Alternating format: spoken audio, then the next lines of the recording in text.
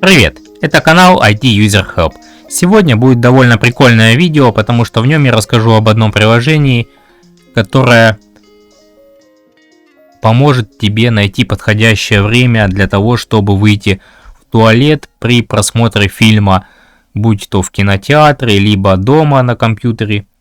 Если ты не хочешь ставить фильм на паузу, либо ты находишься в кинотеатре и просто не можешь поставить фильм на паузу, а тебе нужно выйти, то одно интересное приложение подскажет тебе, когда это лучше всего сделать. То есть оно подскажет такой момент в фильме, когда ничего интересного не происходит, такие моменты в фильме и сколько длится каждый момент, и когда ты можешь спокойно выйти по своим делам, вернуться и продолжить смотреть фильм.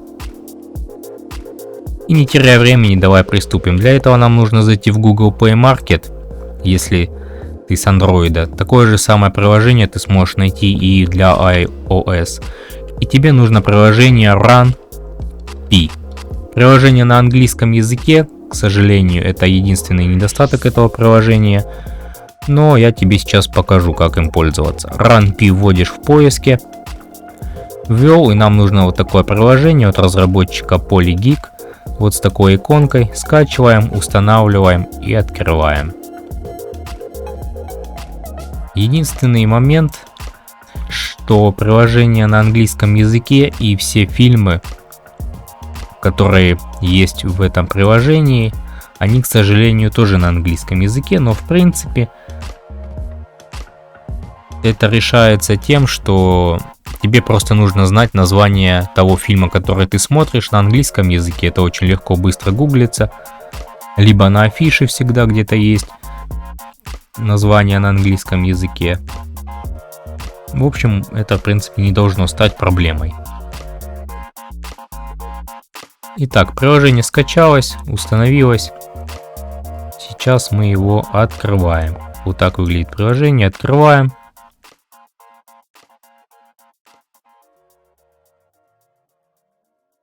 Сейчас пройдет небольшая настройка. Нам нужно будет выбрать шрифт. Сразу на этом этапе предлагаю выбрать шрифт чуть побольше, чтобы было удобнее пользоваться.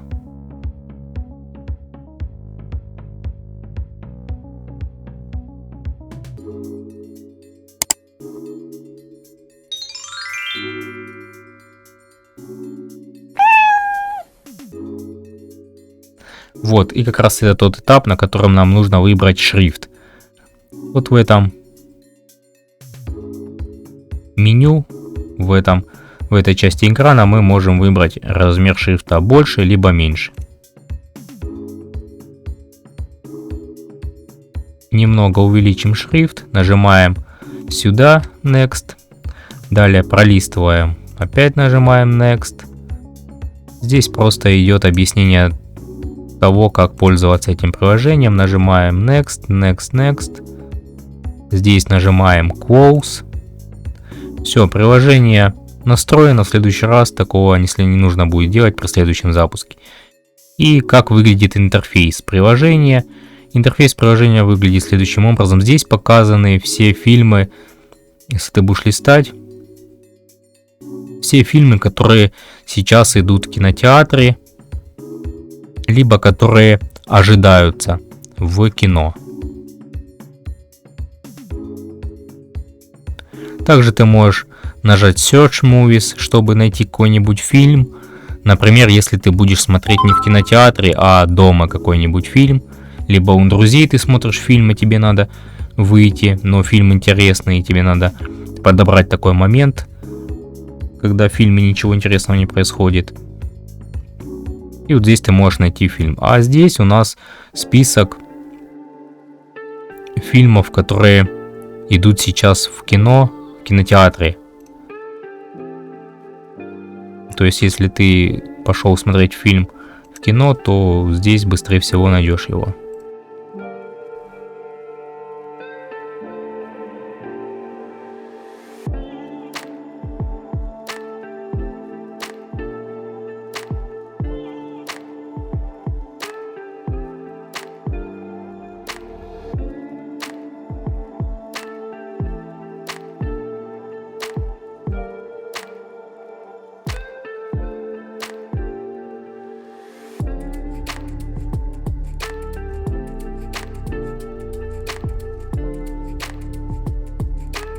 Вот, к примеру, фильм Тенет.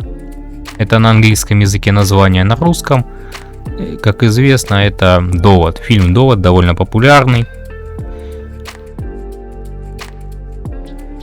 В принципе, еще один лайфхак, если тебе лень искать название фильма, который ты сейчас смотришь на русском языке, искать английскую версию, ты просто можешь просмотреть все вот эти последние фильмы, позапускать быстро. И по обложке ты определишь, тебе даже не нужно перевод. По обложке фильма можешь найти фильм, который сейчас идет в прокате. Даже не обязательно тебе переводить с одного языка на другой. И сможешь найти тот фильм, который ты сейчас смотришь. Это если говорить о том, что идет сейчас в прокате.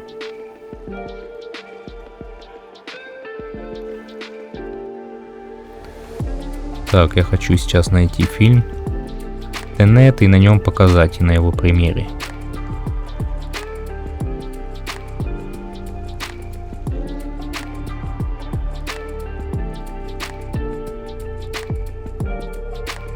Вот, допустим, мы открыли фильм Тенет, и нам нужно дальше нажать вот в этой области, чтобы перейти к...